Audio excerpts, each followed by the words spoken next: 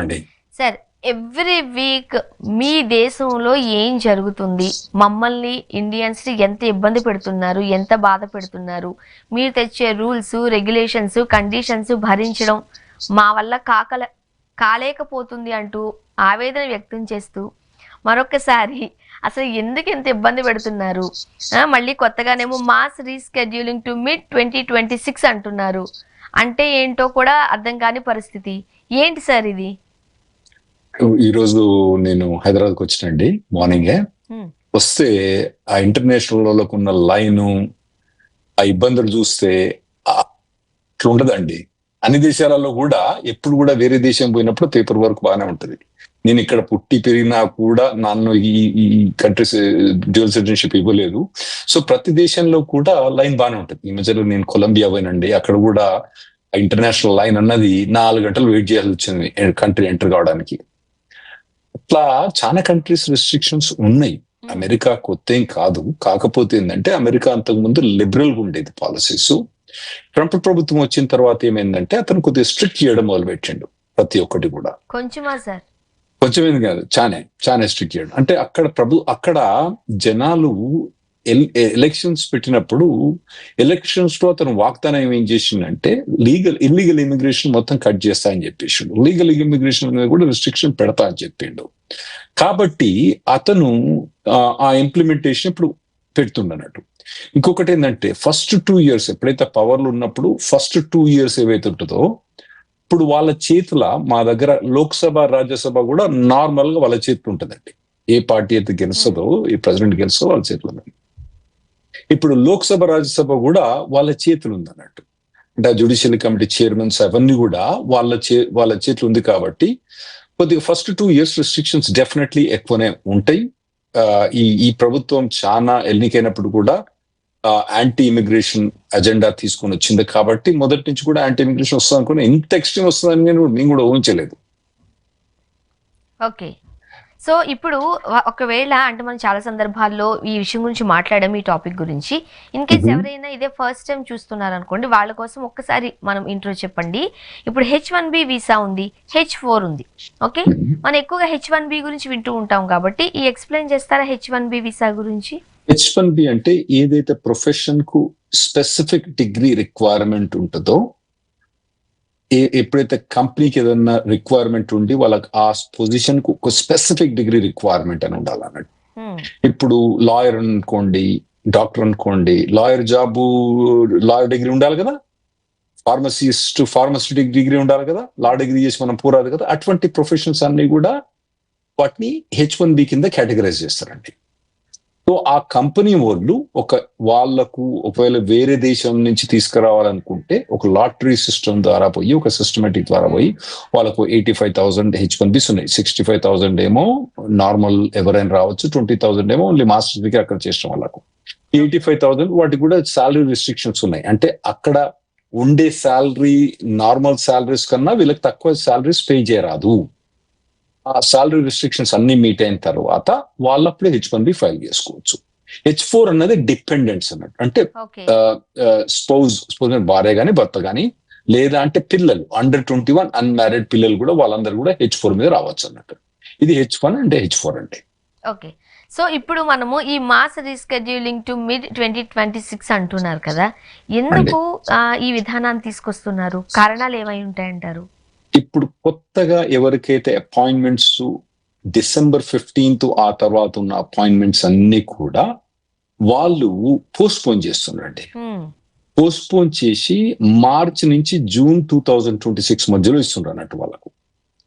అయితే వాళ్ళు చెప్పే రీజన్ ఏంటంటే సోషల్ మీడియా కానీ ఓవరాల్ వెట్టింగ్ అంటే మొత్తం వీళ్ళు కరెక్ట్ గా ఎలిజిబుల్ లా కాదా, ఇవన్నీ కూడా మేము చాలా డీటెయిల్ గా ఎంక్వైరీ చేసుకోవాలి. కాబట్టి మేము ఈ పోస్ట్పోన్మెంట్ చేస్తున్నాము అని చెప్తున్నారు వాళ్ళు సోషల్ మీడియాలో. అంటే ఇప్పుడు నార్మల్ గా కొందరు సోషల్ మీడియాలో కొందరు అంటే మన నార్మల్ గా అమెరికాలో మన ఇండియాలో అంత పెద్దగా ఎవరు పోస్ట్ చేయరు.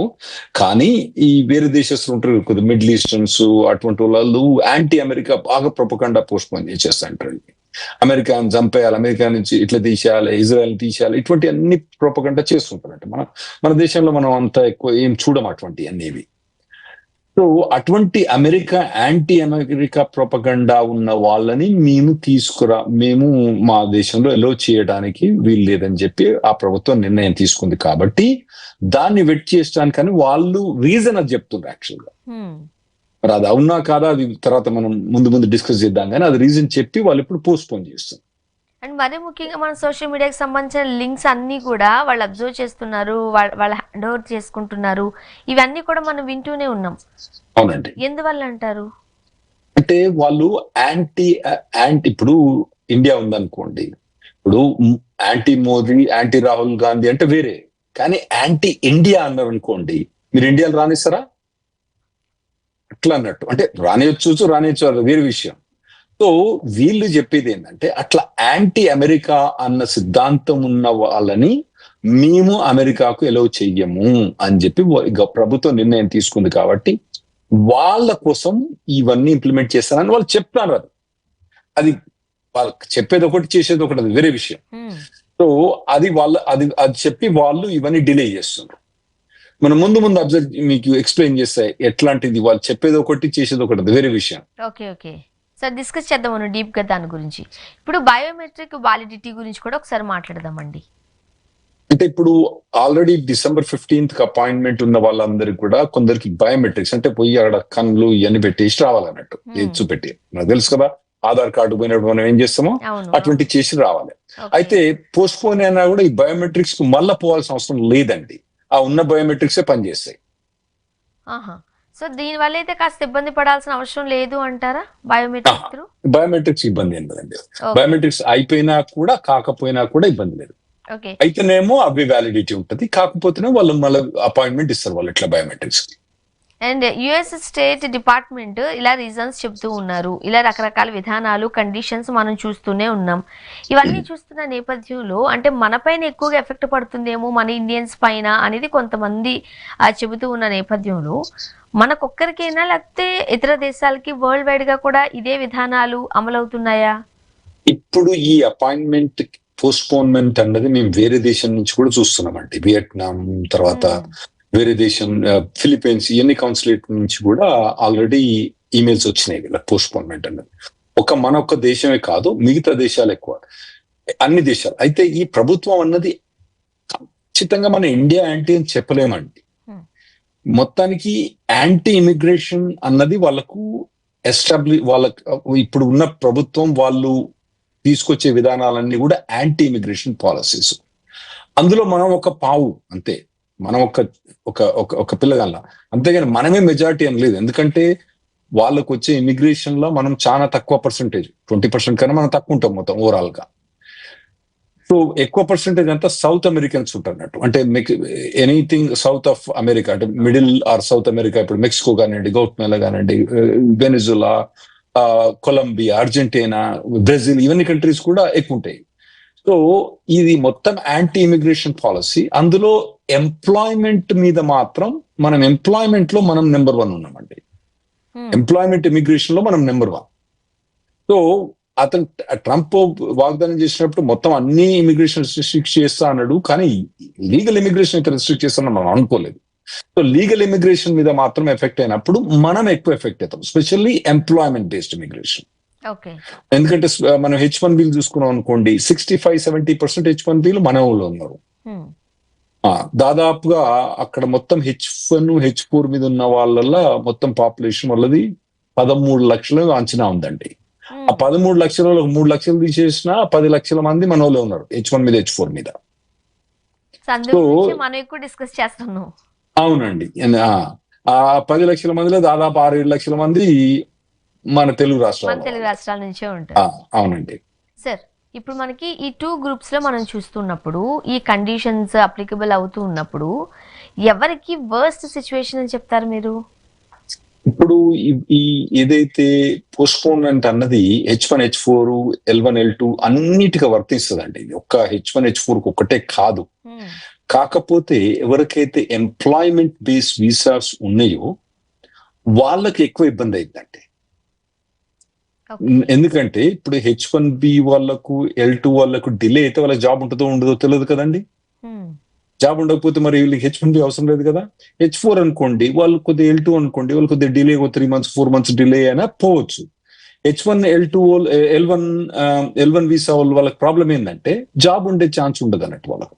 అంటే ఈ వీసా ప్రాసెసింగ్ డిలే అయిపోయినప్పుడు జాబ్ ఉండినప్పుడు ఏం చేస్తారు, H1 వాళ్ళు జూన్ లో వీసా అనుకోండి, అప్పుడు మేము జాబ్ లేదనుకోండి, జాబ్ లేకపోతే వాడు H1B ఇచ్చినా మనం తీసుకుని లాభం లేదు, మనమే విత్డ్రా చేసుకోవాల్సి వస్తుంది. సో ఎవరికైతే ఎంప్లాయ్మెంట్ బేస్డ్ వీసాస్ ఉన్నాయో వాళ్ళకి ఎక్కువ ఎఫెక్ట్ అయింది, డిపెండెంట్స్ కొద్దిగా తక్కువనే నెగిటివ్ ఎఫెక్ట్ అయింది. ఇప్పుడు ఇలాంటి సిచ్యువేషన్స్ ఫేస్ చేస్తూ ఉన్నప్పుడు పర్సనల్ గా ప్రాబ్లం ఉంటుంది, ఫినాన్షియల్ గా ప్రాబ్లం ఉంటుంది, ఏమంటారు మీరు? తప్పకుండా ఉంటుందండి. ఇప్పుడు నేను చెప్పేది ఏంటంటే, ఆల్రెడీ మీరు ప్రయాణం చేసిన ఇండియాకి వచ్చిన వాళ్ళైతేనేమో మీకు ఆల్టర్నేటివ్ లేదు. అంటే అన్లెస్ మీకు వీసా ఉండి వెనకపోయే ఛాన్స్ ఉంటే వెనకకి వెళ్ళిపోండి. ఒకవేళ కనుక వీసా లేకపోతే మీరు ఇక్కడనే ఇక అటకాయించిపోయినరు. దాన్ని ఇక మీరు ఎంప్లాయర్ తోటి మాట్లాడుకొని జాబ్ ఎట్లా ఎక్స్టెండ్ అవుతుందో చూసుకొని, మీరు జాబ్ ఎక్స్టెండ్ అయితే మీరు వీసా తీసుకొని యుఎస్ కు రావచ్చు. లేదా అంటే గోవింద, అంతకు మించి మీకు ఛాన్స్ లేదు. ఒకవేళ గనక మీరు ఇప్పుడు ఈ వీసా స్టాంపింగ్ అపాయింట్మెంట్ ఉంది, మీది పోస్ట్ పోన్ కాలేదని మీరు అనుకుంటే మాత్రం మీరు రాకండి. ఇప్పుడు మీరు యుఎస్ ఉంటే మాత్రం వీసా స్టాంపింగ్ ఇక్కడికి రాకండి. వస్తే ఇక్కడనే స్టక్ అయిపోతారు మీరు. స్పెషల్లీ ఇప్పుడు క్రిస్మస్ టైం అన్నట్టు చాలా మందికి హాలిడేస్ ఉంటాయి కాబట్టి పిల్లలు కూడా హాలిడేస్ మొదలైనాయి. December 6th నుంచి 7th నుంచి 8th నుంచి పిల్లలు కూడా హాలిడేస్ మొదలవుతాయి కాబట్టి ఇదే టైంలో చాలా మంది ట్రావెల్ అవుతారు. మీరు ఎవరైతే ట్రావెల్ అయ్యడానికి ప్లాన్ చేస్తున్నారో, మీరు వీసా స్టాంపింగ్ కనుక పోయేటోళ్ళు అయితే మాత్రం రాకండి. మీరు రావద్దంతే, ఖచ్చితంగా రావద్దు. ఒకవేళ మన దగ్గర అంటారు కదా, మన ఫేట్ సరిగ్గా లేకపోతే అన్నట్టు H1B ఉద్యోగి ఒకవేళ చిక్కుకుపోయారు అనుకోండి, పరిస్థితి ఏంటి? అన్ఫార్చునేట్లీ చాలా ఘోరం అండి. ఎందుకంటే ఇప్పుడు అతని జాబ్ ఎక్స్టెండ్ అయితేనేమో పర్వాలేదండి. జాబ్ తీసేసిన అనుకోండి, అతనికి వేరే జాబ్ ఇప్పుడు తీసుకోవాలంటే, మనం అంతకుముందు డిస్కస్ చేసినాం కదా, సెప్టెంబర్ ఎండింగ్ లో మనం ఏం డిస్కస్ చేసినాం, ఎప్పుడైతే ఇండియా నుంచి H1B ఫైల్ చేస్తారో వాళ్లకు $100,000 అప్లికబుల్ అని చెప్పినాం మనం. సెప్టెంబర్ అక్టోబర్ మాత్రం మనం చెప్పినాం. అయితే ఇతను ఇక్కడ ఇతను యాక్చువల్ గా వీసా H1 వచ్చినప్పుడు ఇతనికి యుఎస్ లో ఉన్నప్పుడు వచ్చింది కాబట్టి అతనికి $100,000 అప్లికబుల్ కాదు. ఇప్పుడు ఇక్కడికి వచ్చింది కాబట్టి ఒకవేళ ఉన్న జాబ్ కనుక పోతే నా ఘాట్కా అవుతాడు. ఎందుకంటే వేరే జాబ్ తీసుకోవాలనుకున్నా ప్రాబ్లం, వేరే ఒక కంపెనీ ఉందనుకోండి, వాళ్ళు వెయిట్ చేయదలుచుకుంటారు. అరే నాయన ఒక పని చేయరా నాయన, నువ్వు 6 నెలలు ఇండియాలో కూర్చొని పని చేసుకో మా దగ్గర, నువ్వు ఆ తర్వాత రా అని వాళ్ళు అన్నారు అనుకుందాం. కానీ వాళ్ళు ఇప్పుడు $1,00,000 పే చేయాల్సి వస్తుంది. కాబట్టి ఇతని పని గోవింద. సో ఉన్న జాబ్ వల్లనే అతను ఎక్స్టెండ్ అయితేనే పర్వాలేదు, లేదా కొత్త జాబ్ అయితే మాత్రం కొత్త జాబ్ $1,00,000 కూడా పే చేయడు. కొంచెం కాదు, కంప్లీట్ రిస్క్ లో పడినట్టే. అంతే. ఇంకోటి ఏంటంటే, ఒకవేళ H4 అతను కానీ ఆమె కానీ వాళ్ళ స్పోజ్ కనుక యుఎస్ లో ఉండి వాళ్ళకి H1B ఉంటే అట్లా పోవడం ఒకటి ఈజీ ఉంటది. ఎందుకంటే H1B ఇప్పుడు మీకు జూన్ తర్వాత పోస్ట్ పోన్ అనుకోండి, జాబ్ మీరు జూన్ దాకా వెయిట్ చేసిన అనుకోండి, జూన్ దాకా వెయిట్ చేసిన తర్వాత మీ జాబ్ పోయింది అనుకోండి జూన్ లో, మళ్ళీ మీరు అపాయింట్మెంట్ H4 తీసుకోవాలంటే మళ్ళీ డిసెంబర్ అయింది. సో కాబట్టి నేనేం అడ్వైజ్ చేస్తాను అంటే, పోస్ట్ పోన్ చేసినప్పుడు ఒకవేళ మీకు H4 ఆపర్చునిటీ ఉంటే H4 అప్లై చేసుకోండి. బట్టి వేసుకొని విత్డ్రా చేసుకొని H4 మీద వెళ్ళిపోండి, అది బెస్ట్. మరి అలా అనుకుంటే, ఫర్ ఎగ్జాంపుల్ H4 స్పౌజెస్ కి సంబంధించిన EAD ఎక్స్పైరీ అయిపోయింది అనుకోండి, అప్పుడు పరిస్థితి ఏంటి? అప్పుడు ఎట్లా వాళ్ళు H4 వాళ్ళు ఇక్కడికి వచ్చి డిలే చేసి పోవచ్చు అండి. వాళ్ళకి పెద్ద ఇబ్బంది ఏమి ఉండదు. అంటే of course wife and husband మధ్యలో సపరేషన్, తర్వాత పిల్లల స్కూల్ మొదలైతాయి, ఈ అమ్మాయి తల్లేమో పోరాదు, పిల్లలేమో స్కూల్ మొదలైతాయి, ఈ ఇబ్బందులు ఉంటాయి. అందుకోసం ఏంటంటే, ఇప్పుడు వినటోళ్ళు మాత్రం ఎవరైతే వచ్చే వాళ్ళు ఉన్నారో వాళ్ళు ఎవరు రాకండి. ఇక వచ్చిన వాళ్ళ గురించి ఇక మనం ఏం చేయలేం. ఎందుకంటే దీని మీద మేము కోర్టుకు పోయినా కూడా కోర్టు మాకు ఫేవర్ ఇస్తుందని మేము అనుకుంటలేము. ఎందుకంటే ఇదివరకు ఎప్పుడు కూడా బార్డర్ మీద ప్రెసిడెంట్ ఎక్కువ రైట్ ఉందని ఇదివరకు చాలా సార్లు కూడా కోర్టు డిసైడ్ చేసింది. కాబట్టి ఇప్పుడు కొత్తగా దేని మీద మేము పోయి, ఎందుకంటే ఇదేమైనా ట్రావెల్ రిస్ట్రిక్షనే కదా, ఉన్న వాళ్ళ మీద రిస్ట్రిక్షన్ లేదు కదా, లేదు కాబట్టి ఇది కోర్టుకు పోతే మేము గెలిచే ఛాన్స్ కూడా చాలా తక్కువ ఉందండి. ఇది చాలా థిన్ లైన్ కి సంబంధించి, ఎడ్జ్ కి సంబంధించిన టాపిక్స్. అక్కడ ఉంటే ఓకే, ఇక్కడ వచ్చామంటే అయిపోయింది నీ పరిస్థితి అంతే అన్నట్టు ఉంది. అంతే అంతే. సింపుల్ మనం మొదటి నుంచి కూడా మనం 2 ఏళ్ల నుంచి చెప్పుకొచ్చేది ఒకటేనండి, ఎప్పుడు కూడా ట్రావెల్ చేసినప్పుడు మీరు వీసా స్టాంపింగ్ పోయినప్పుడు రిస్క్ ఉంటది. ఇప్పుడు ఆ రిస్క్ మరీ ఎక్స్ట్రీమ్ లెవెల్ పోయింది కాబట్టి ఇప్పుడు మాత్రం మీరు అస్సలే ట్రావెల్ చేయకండి, వీసా స్టాంపింగ్ మాత్రం మీరు ట్రావెల్ చేయకండి. నాకు మీరు చెప్తుంటే ఒక మాట గుర్తొచ్చింది, ఈ గట్టు మీద ఉంటావా ఆ గట్టు మీద ఉంటావా, అక్కడ ఉన్నామంటే అక్కడే ఉండు, ఈ గట్టు మీద ఉండాలనుకుంటే ఇక్కడే ఉండు, మధ్యలోకి వెళ్ళామంటే అయిపోయింది నీ పరిస్థితి. అంతేనా సార్? సింపుల్ అంతే. దాన్ని మేము మా తెలంగాణ యాసల మా మహబాద్ భాషలో ఏమంటారంటే అవ్వ కావాలన్నా బువ్వ కావాలన్నా ఎంచుకో. అంతే. ఇప్పుడు యుఎస్ లో ఇప్పుడు మనలాగే లీజ్ ఉంటది, కార్ లోన్ ఉంటది, లేదు అని అంటే స్కూల్ అడ్మిషన్స్ ఉంటాయి, ఇవన్నీ ఎట్లా జరుగుతాయి సార్? స్కూల్ అడ్మిషన్ అక్కడ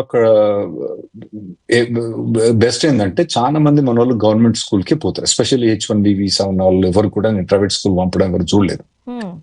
గ్రీన్ కార్డ్ యూఎస్ వచ్చిన వాళ్ళు అందులో కూడా అక్కడ ఓన్లీ 2% 3% స్టూడెంట్స్ ప్రైవేట్ స్కూల్ పోతారండి, మిగతా వాళ్ళందరూ గవర్నమెంట్ స్కూల్ కే పోతారు. మంచిగా ఉంటాయి గవర్నమెంట్ స్కూల్స్. అయితే గవర్నమెంట్ స్కూల్లో ఒక అడ్వాంటేజ్ ఏంటంటే వాళ్ళు పోతే అడ్మిషన్ రిజెక్ట్ చేయడానికి ఛాన్స్ ఉండదు అన్నట్టు, కంపల్సరీ వాళ్ళు తీసుకోవాల్సిందే అక్కడ లోకల్ స్కూల్లో. అయితే వాళ్ళు ఏమైనా టాలెంటెడ్ గిఫ్టెడ్ స్కూల్కి పోతే మాత్రం వాళ్ళని తీసేయాల్సి వస్తుంది. నార్మల్ స్కూల్ పోయే వాళ్ళందరూ కూడా వాళ్ళకు ఎప్పుడు పోయినా కూడా ఎంబడే అడ్మిషన్ ఇస్తారండి వాళ్ళు, ఒకటి మాత్రం ఇబ్బంది.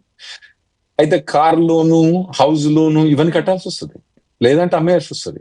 సో నోటరీ పెట్టేసి ఇక్కడ నుంచి మీరు తీసుకొని అక్కడ అమ్మేయచ్చండి. మీరు ఇప్పుడు ఇక్కడ ఆన్లైన్ లో కూడా ఇల్లు అమ్మేయచ్చండి. ఈ కొత్తగా వాళ్ళు అన్ని ఫెసిలిటీస్ తీసేసినారు, కోవిడ్ వచ్చినప్పుడు ఇల్లు అమ్మినా కూడా ఆన్లైన్ డైరెక్ట్ అమ్మేయచ్చు. ఇవాళ రేపు నేను ఈ మధ్యలో ఒక ఇల్లు అమ్ముతున్నా, యాక్చువల్ అక్కడ పోవాలంటే ఏంటంటే నేను మావిడ ఇద్దరం ఆఫీస్ పోవాలంటే ఒక రోజు మొత్తం తెలుస్తుంది, మరి ఏమైనా ఆన్లైన్ ఉందంటే చెప్పి అవసరం లేదండి ఆన్లైన్ ఉంది మొత్తం అని చెప్పేసి వాడు. $100 ఎక్కువ కడితే మీరు కథమేనండి, మొత్తం ఆన్లైన్ చేసుకోవచ్చు, నోటరీ వచ్చేస్తారు మా దగ్గర, మీ దగ్గర అన్ని ఐడి ప్రూఫ్ పెట్టుకోండి, మీరు జూమ్ లో ఉంటే అన్ని రెడీ ఉంటే టక్ని చేసేస్తారని చెప్పేసి నాకు. సో అటువంటి ఫెసిలిటీస్ అన్ని కూడా వీళ్ళు వాడుకోవచ్చు అండి. అంటే అమ్ముకోండి, కానీ ఒకవేళ ఉంచుకోదలుచుకున్నారు అనుకోండి దాన్ని మాత్రం మీరు నెల కట్టాల్సి వస్తుంది. కట్టకపోతే వాడు బ్యాంక్ కూడా తీసుకొని వెళ్ళిపోతారు. కారు కూడా అంతే అండి, కారు కూడా అంతే కట్టాల్సి వస్తుంది. లేదంటే మీకు ఎవరైనా ఫ్రెండ్ వీళ్ళు ఉంటే వాళ్ళ ద్వారా తీసుకొని నోటరీ పెట్టేసి అమ్మేయచ్చు. లేదంటే మీకు వాడు కారు కూడా వాడు తీసుకొని వెళ్ళిపోతాడు లోన్ కట్టకపోతే. మన ఇక్కడ మాదిరి లీజ్ కూడా ఇంతే. ఏంటిది లీజ్? ఇల్లు లీజ్ ఉందనుకోండి, ఇల్లు లీజ్ క్యాన్సలేషన్ కూడా మీరు దాన్ని బట్టి నోటిఫికేషన్ బట్టి క్యాన్సలేషన్ చేయాల్సి వస్తుంది అండి. అక్కడ ఉన్న సామాన్ తీసి డంప్ చేయాల్సి వస్తుంది. ఓకే. ఇప్పుడు ఏదైనా ఒక సిచ్యువేషన్ వచ్చింది, ఇబ్బందికరమైంది, ఎమర్జెన్సీ అపాయింట్మెంట్ ఏమైనా దొరుకుతుందండి? అంటే 100కి దొరుకుతుందేమోనండి. ఓకే, అవి కూడా ఎక్స్ట్రీమ్ సర్కమ్స్టాన్సెస్ లో దొరుకుతుందండి. ఇప్పుడు ఏదో నాసా కంపెనీకి ఏదో క్రిటికల్ ప్రాజెక్ట్ ఏదో ఉందనుకోండి, దొరికే ఛాన్స్ ఉంటది. కాకపోతే మన వాళ్ళు ఏమంటారు, ఓకే మా వాళ్ళు మా మామ సిక్కున్నాడు అన్నాడు. మీ మామ సిక్కున్నది ఎక్కడున్నాడు? మీ మామ ఎక్కడున్నాడు? మీ మామ ఉండేది ఇండియా. ఇప్పుడు వాడు ఇండియాకి వచ్చినా నీకు ఇబ్బంది పెడతలేడు కదా. ఇప్పుడు మనం ఏం డిస్కస్ చేసినా కానీ అమెరికా పోవడానికి ఇబ్బంది, కానీ ఇండియా పోవడానికి ఇబ్బంది కాదు కదా. వాళ్ళు ఏమంటారు, మా వాళ్ళు సిక్కున్నారు. వాళ్ళు సిక్ ఎక్కడ ఉన్నారు? మీరు ఇండియాలో ఉన్నారు. ఇండియా పోవడానికి వాడు ఇబ్బంది పెడతలేడు.